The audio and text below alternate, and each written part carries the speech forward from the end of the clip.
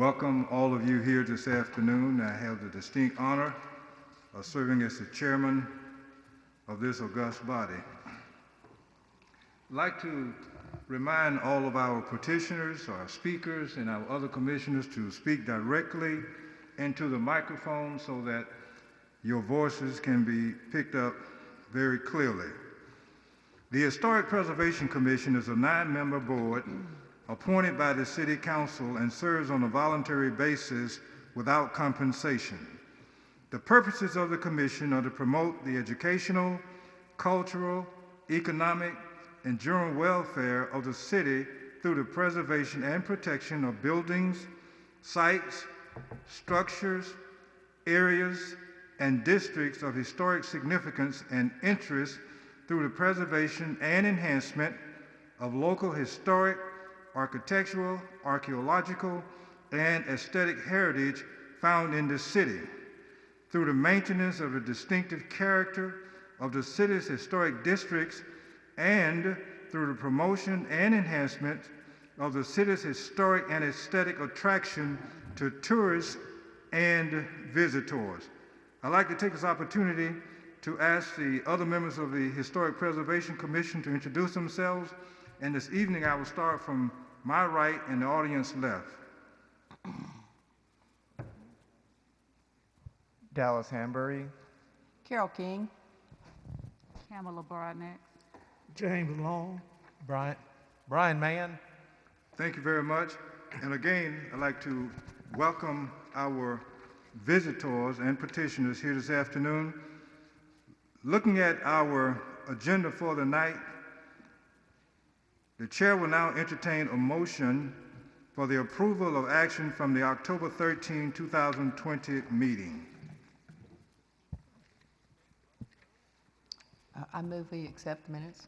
It's been moved as second. Second.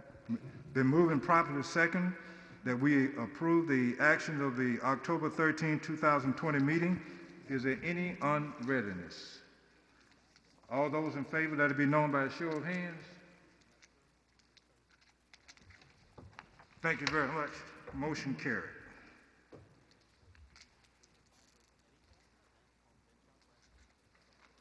Moving right along with our agenda, presentation of signs.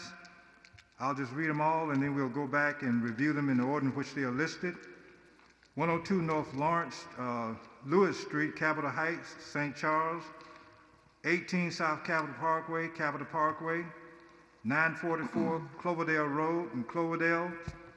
929 Park Avenue in Cloverdale. 3352 Lexington Road, Cloverdale, Idlewild. And Christy, you will take us through your Yeah, we have a PowerPoint. PowerPoint, yes. And a couple of things. I'm going to sit over here. I have laid out the signs on the table, so after we're done presenting your property, please feel free to come up and get yours, just to minimize the contact. And for each of you, I printed out the pages from the PowerPoint because it has some information that I dug up on your properties. That way you have it if you want it, or you can use it to start a fire when you get home, whatever. But so whatever you see on the screen is for your house, it's in an envelope with your sign. And they are in order from right to left. So it'll be 1, 2, 3, 4, 5. The addresses are on there. But if you have any problems, just I'll come over and help you. Okay.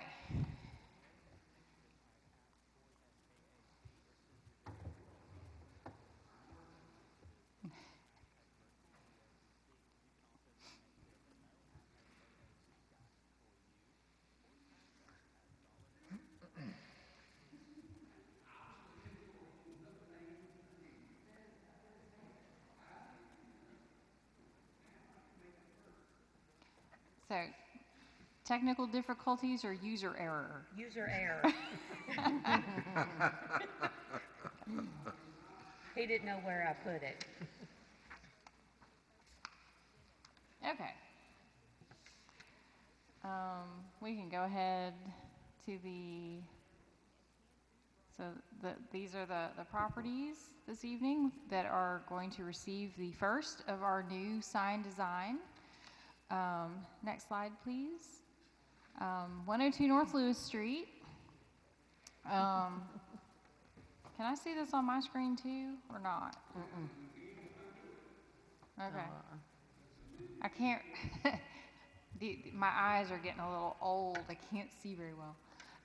1920, kind of nice craftsman bungalow. The form is kind of a holdover from the late Victorian Queen Anne form, but this house did receive the HPC's Restoration Award in 2017.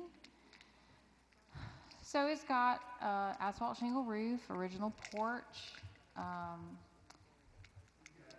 Oh, good. No, that's much better. I don't have to try to read.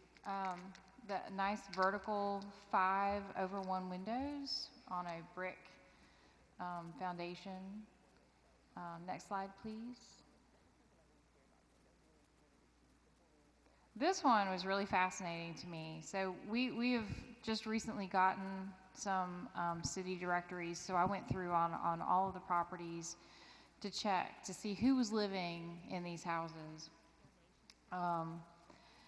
And this one in particular, you see it's the same occupant, and at least at one point they were renting. They didn't own the property, but they lived there from 1940 to 1965 at the very least. But you can see the change in his vocation. He was an auto mechanic at the Highland service station, and then in 1955 he had his own service station.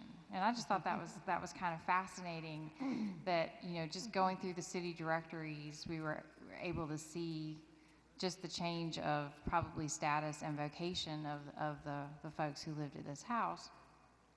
And then, next slide, Carol found something digging through old newspapers related to the fire of a house on Madison Avenue, where Mrs. George McCain was quoted in the paper about another of the old landmarks of Capitol Heights is gone. So it was just kind of an interesting convergence of little tidbits that start piecing together the fabric of the history of the property. So, Susie and Robert Highland, come on down, get your sign. It's almost like The Price is Right. It should be the one on the right, the other end. The other right, yes.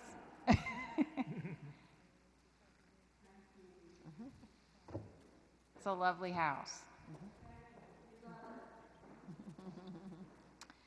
Next slide belongs to our very own commissioner and my next door neighbor, Carol King.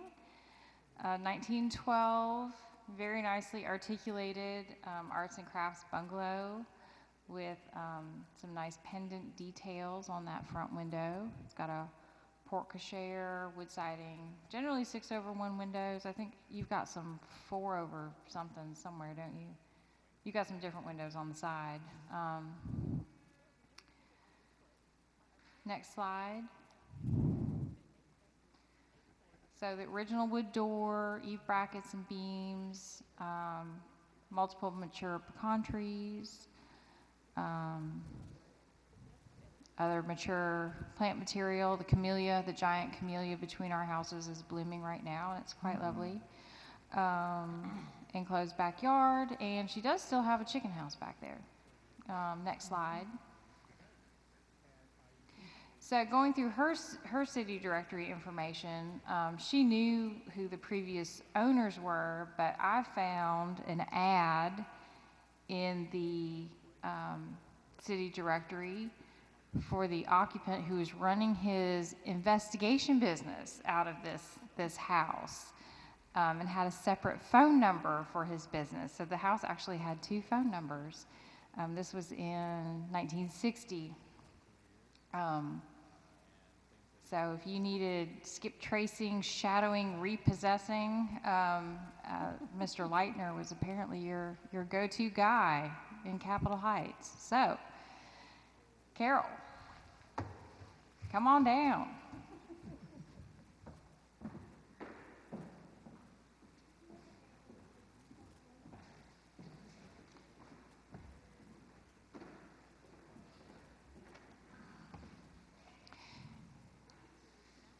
And they actually, if you notice, you can't see it on the front, but on the back, they've drilled holes in it to make it easier to mount them. They didn't used to do that. So,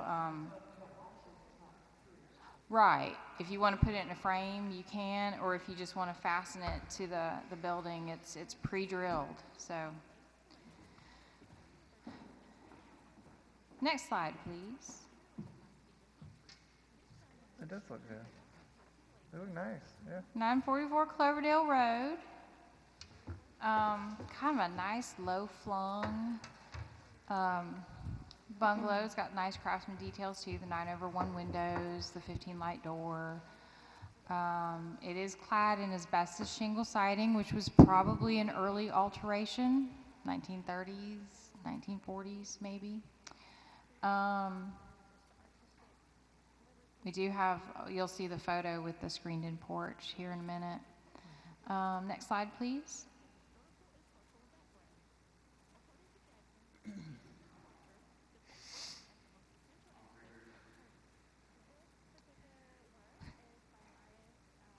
This was interesting too. You have the same occupant, Mr. Thompson, and then an Ernest Thompson Jr., and then in 1950, you see there's an Ernest Thompson Jr. and Eliza. So Junior's gotten married, and by 1955, Junior and new bride have moved into their own abodes somewhere, although they're not in the Montgomery directory, so it appears that they may have left town. Next slide. So you can see on the far end, on the right-hand side, the porch was screened in, and that's just a detail photo of the door. So it's a very nice house that I believe was neglected, kind of like 102 North Lewis was neglected. This one was also, I think, empty for a while, and has been nicely revived. So, Cowan and Holly Knowles, come on down.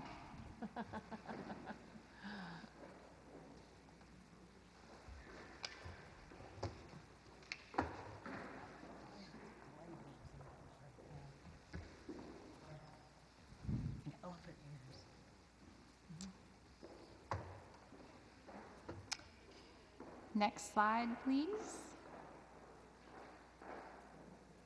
929 Park Avenue. This is I really like this house. I love, love, love the windows. It's very unusual for Montgomery, very prairie style in the configuration.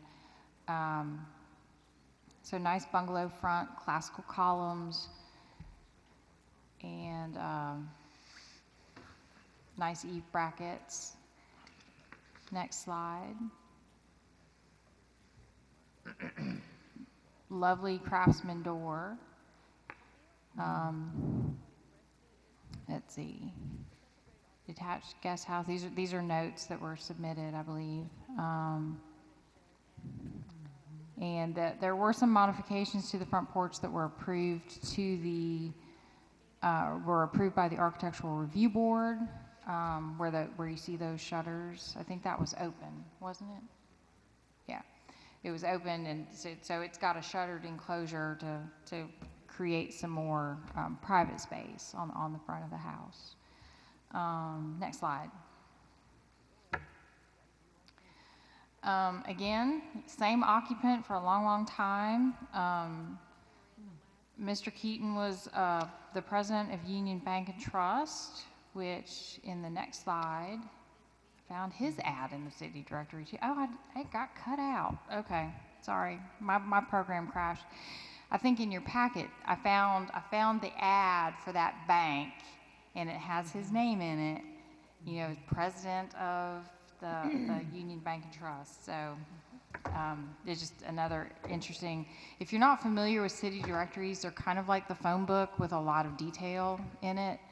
And it's just interesting to piece together some of what was happening in these properties. So since that slide is missing, that portion is done. So Mr. Thompson, come on down. I got to work on that. I need to watch some Price is Right and Need some music. come on down. You're the next. Next contestant. I thought she was going for Jeff Foxworthy to start with. She said, "Here's your sign." We'll do this one.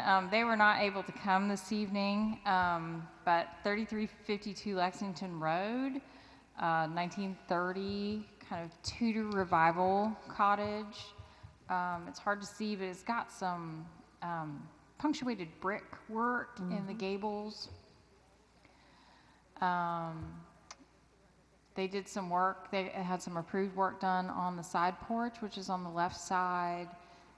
It had aluminum windows in it, and they got approval to use some salvage windows that match the other windows in the house. Next slide, please.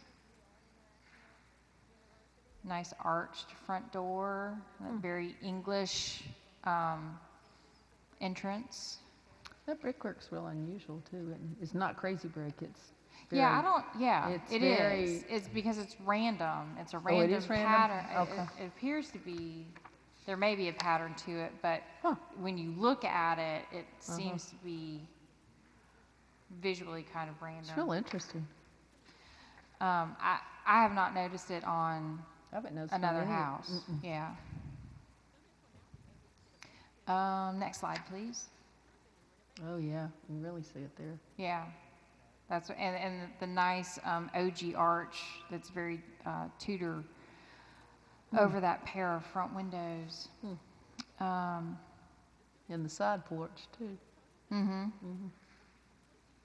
So very consistent in the design elements. So again, we had someone who lived there who was a baker, and then we had a resident who was there for the next at least 20 years. Folks didn't seem to be moving around a whole lot in these houses. So I won't get to say come on down on this one because she'll have to come on downtown to get her sign. So next slide. So that's it. Our next application deadline is March 1st for signs to be presented at a June 8th meeting. You all are welcome to stay, but for the rest of the meeting, but feel free to go. Christy, I want to say something. Yeah. Just as an applicant or as a commissioner, as a commissioner, people are going to see your sign, and this is the inaugural. We're the experimentals, so talk it up in your neighborhoods. You know, promote it, and we send all the information through the neighborhood associations as well. But it's them seeing your sign that's really going to create the buzz in the neighborhood. So please help support getting this new design out. Thanks. Okay? Yep. Okay. Anybody else? All right. Like I said, you are welcome to stay for the remainder of the meeting, but do not feel obligated to do so. So thank you all for coming out tonight. Yeah.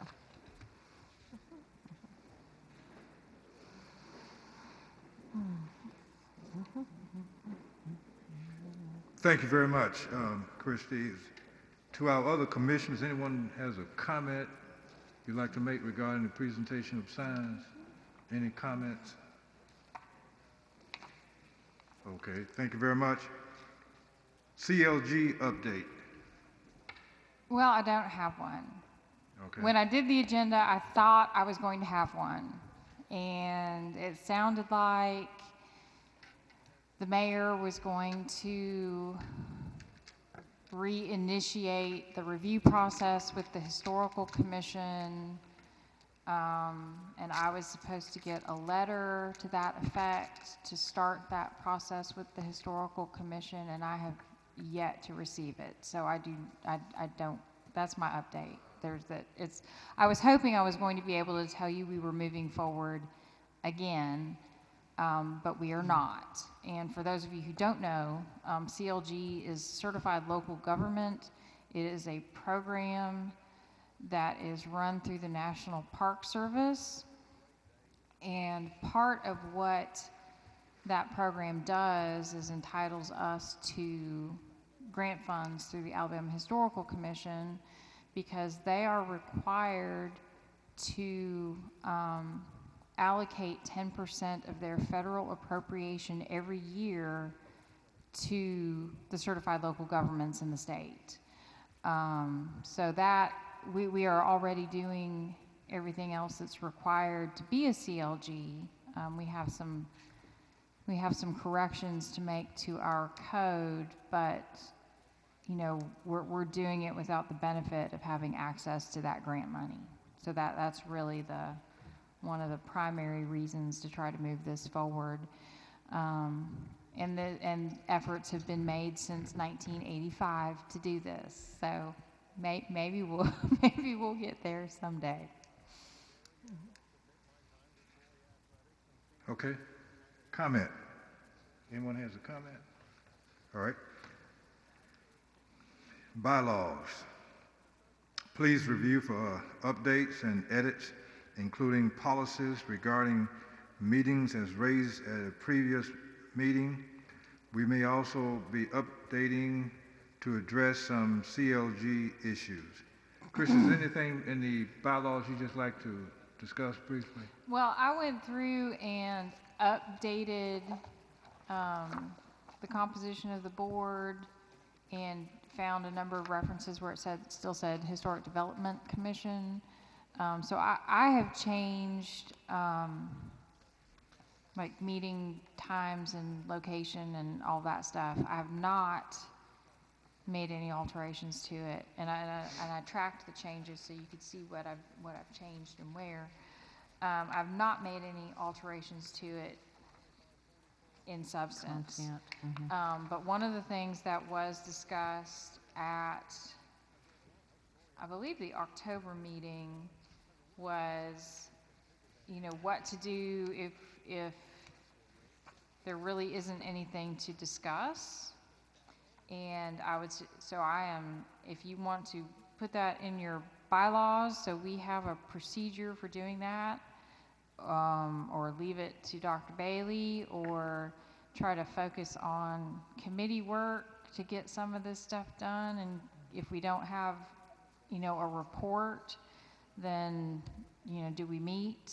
So this is your opportunity to formalize some of what you have expressed about whether or not we need to meet, if there's not a whole lot to talk about. Comment. No comments? Any questions then? Anyone has a question for Christie regarding our bylaws? So we're going to review it and talk about it Yes. later? Yes. Yeah, look over. I wanted to make sure that you all had it tonight, so I brought it tonight. So yes, this is for you to look at and give some thought to.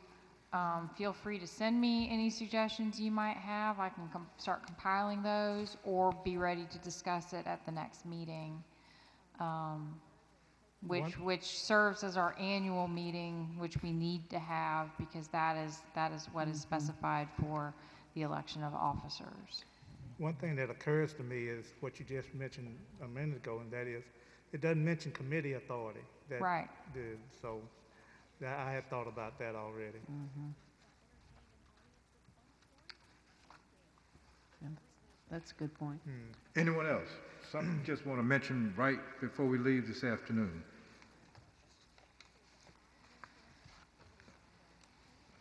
Okay, so we're good to waiting until our next meeting to say something about the bylaws.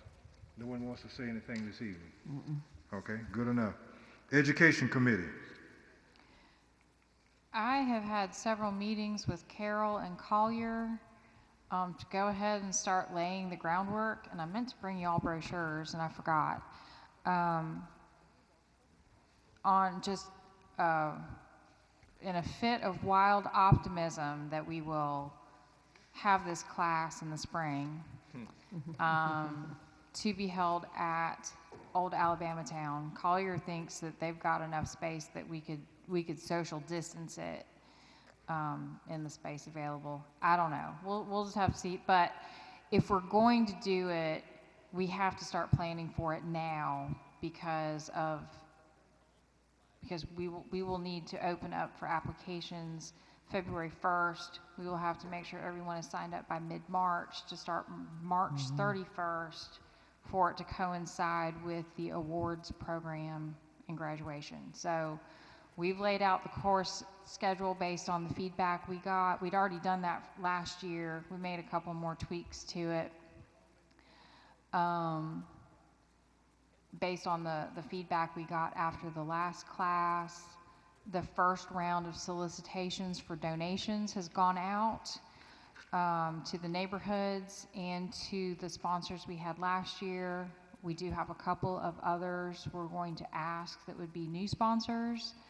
Some entities I've been working with closely in the last year or so that I think it might be a good way to get them more involved. And all that is going to go through landmarks. So kind of removes it from the stickiness of dealing with city funds. But we are going to start assembling our materials for that class in the coming weeks. So if anybody wants to help, let me know. Okay, all right. Anyone has a comment, question? All right, thank you very much. Other business, proposed work plan for 2021. This, periodically, I'd ask that you all consider adopting a work plan and setting some goals for what you would like to accomplish in a given year. So these are just some suggestions of things to work on. And Dr. Bailey, you've mentioned something before the meeting that might fall under this as well. So any thoughts? So adopt the new revise and update the bylaws. Revise the design guidelines. That I'm working on that. I did a revision a long time ago. I'm working on updating that and changing some things based on hindsight being 2020, and then that will involve having discussions with the neighborhood to talk about what the guidelines do, what they don't do, what they think they should do. Are there things that the ARB can show more flexibility on? We are hoping to have them adopt a couple of expedited review processes next month. We're trying to streamline it in the areas where we can, and we're also trying to make it easier to use and understand why we're asking for the things we're asking for. So this will come back to all of you once I get those revisions, those updates done. And we'll have to start talking to the neighborhoods about it, whether we invite them here for a discussion or we take the dog and pony show on the road and you pair up and visit some neighborhood meetings, because I know some of them are meeting by phone, but some of them are physically. I know Cloverdale and Cloverdale Idlewild are meeting at the Capri to hold their neighborhood meetings. So folks are getting together. Okay. I think one of the things is that we need to decide if we're going to do an awards. Yeah, that's true. And I can't remember why we didn't do them last year. I mean, I know why we didn't. We didn't do anything last year. Yeah, I mean, we just kind of. Well, we didn't even start though, did we? Well, with the COVID stuff, we couldn't. really do a program. Well, no, I mean, yeah, it was kind of like, why did we not? But yeah, because that needs to come up and be really running by the 1st of February too. Yeah, because to we be ready sent- by May 1, to be May. Because we sent out the call for nominations Mm-hmm. the same time. I mean, but I think the format of the application is good. Yeah. If we just update it. Yeah, I think in the And- categories and everything, we're getting interest and can be tweaked a little bit, but, you know, we were in the ballpark, I think, And I on think we that. should try to capture 2 years since we lost. Since that's a good, Since yeah. we yeah. lost. And that may be something we do every 2 years too. Maybe. I don't know, we'll see how this goes. Yeah, so we need to have that ready by January the 1st, by the meeting in January. Yeah. Okay, I don't think that would be a problem. yeah.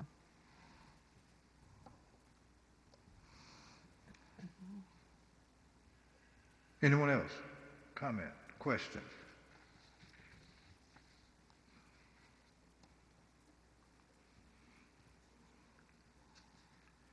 So, what is our bottom line for today? Let's see if we can zero in on this preservation leadership class. It's in progress. Yeah, that's what I've been meeting with Carol and Collier about. So, I mean, that's why we sent out the solicitations. Sure. We've got the format for the program. Right. So once we get sponsorship information back, because we listed all the sponsors on the brochure we sent out and had it on the shirts and the bags and all that. Once we have that, we'll be ready to distribute it publicly. Right. Does anyone else like to comment on that?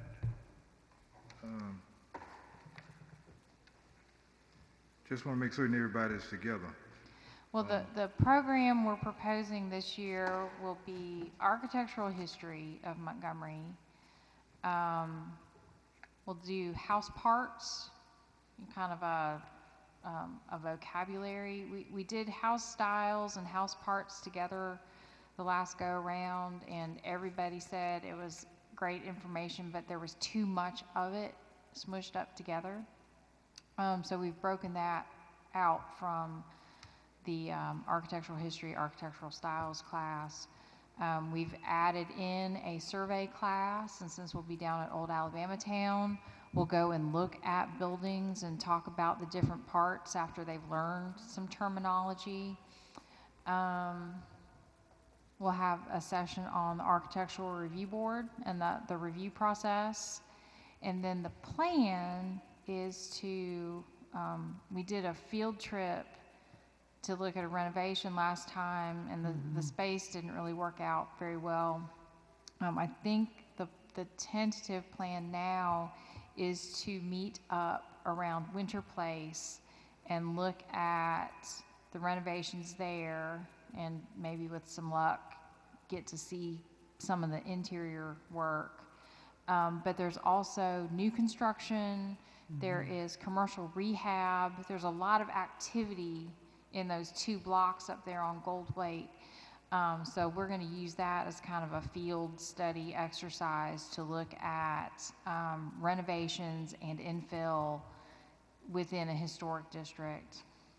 And then once again end up at Oakwood Cemetery and have a picnic of some sort. And maybe Bob will have reopened Dreamland by then. We'll see. Okay. Comment, question? Thank you very much. Anything else?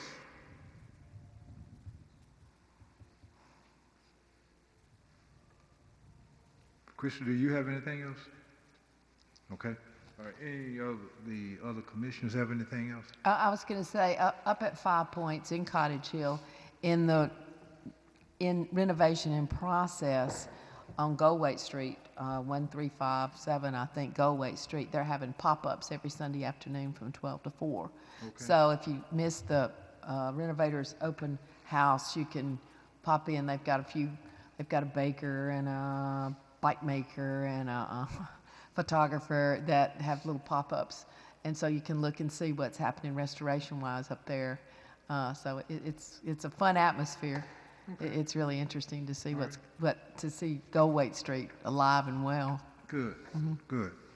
All right. Any of our other commissioners' comments? Okay. We have one or two guests tonight, and if one of you would like to make, or each of you, in fact, like to make a comment or approach the podium, won't cost you a penny.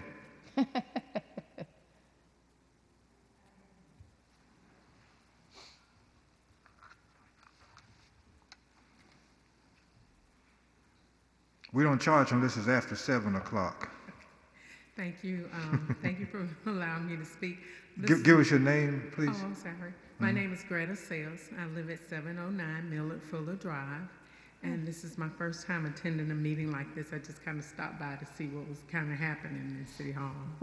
And I'm always kind of trying to check the agenda because of issues that we have in our neighborhood. So I'm just kind of getting some information to take back to neighbors and see if we can get our neighborhood association really up and going, because we need a lot of help where we live. So, Okay. thank you. Thank you, too. Thank you for coming, and you might consider coming and bringing some folks to our preservation leadership class, because part of this survey class, that particular one, it teaches you how to, we want to hope, because we want to have more historic districts. When are the classes held? This will be in March and April. And so it's sort of like training the neighborhood volunteers to go out and survey the different properties in the neighborhood and use the right terminologies. So to identify the specialness that's in your neighborhood. Thank you. All right, thank you, ma'am. Sir, would you like to approach the microphone?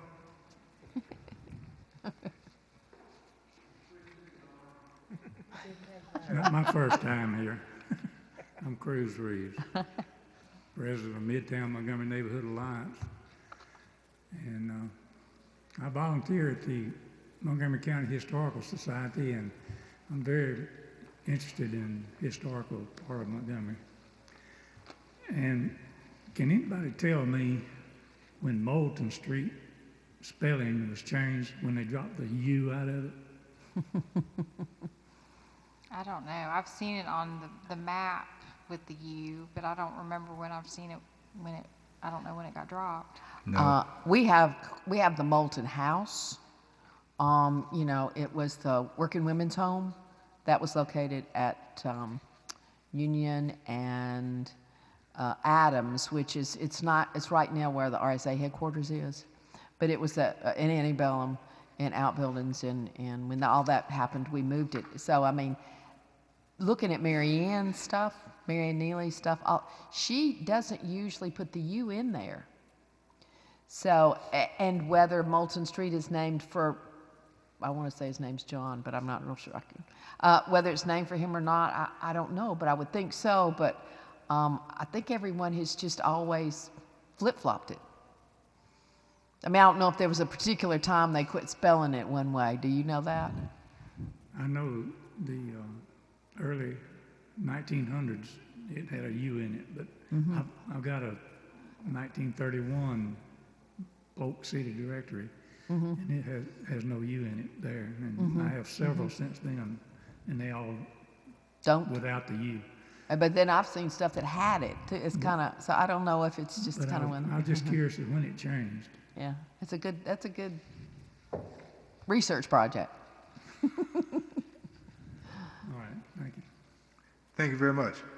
Is there anything else? Anyone else has any comment you'd like to make? All right. Let me just thank Mr. Mike Mann for taking time from his schedule to drop by here today, Ms. Christy Anderson, Ms. Paula Wade with the Land Use Division, to our other commissioners for coming out. And being no further business, this meeting is hereby adjourned.